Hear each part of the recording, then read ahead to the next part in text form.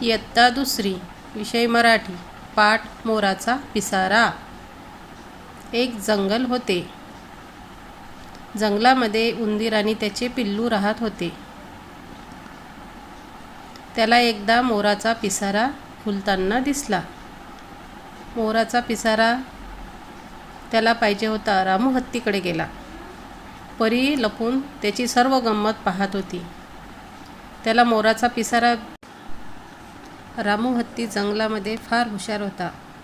कोणालाही काही सल्ला लागला तर तो खूप छान प्रकारे देत होता. जंगल फार हिरवेगार होते. जंगलामध्ये मोर पिसारा फुलवून छान नाचत होते.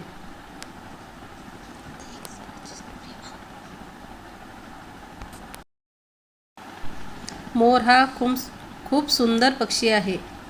मोराचा पिसारा हा खूप सुंदर असतो.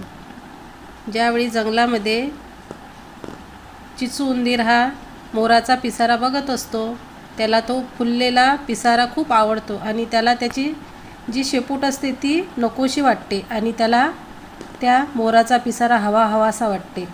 म्हणून तो त्या रामू हत्तीकडे जातो आणि त्याला या मोराच्या पिसाऱ्यासारखा पिसारा हवा असतो आणि रामू हत्ती त्याला सल्ला देतो. त्यावेळी परी ही गंमत छान लपून पाहत असते.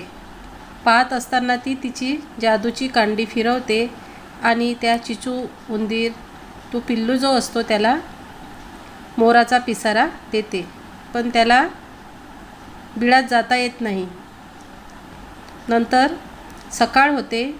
सकाळ झाल्यानंतर परी पुन्हा जादूची कांडी फिरवते, कारण तो त्या पिसाऱ्यामुळे कंटाळून गेलेला असते. खाता येत नाही, झोपता येत नाही त्याला. आणि परत त्याचं जे रूप असते ते देते आणि तो आईला माफी मागते. अशा प्रकारे या पाठामध्ये जे रूप त्या प्राण्याला दिलेले आहे तेच चांगले असते.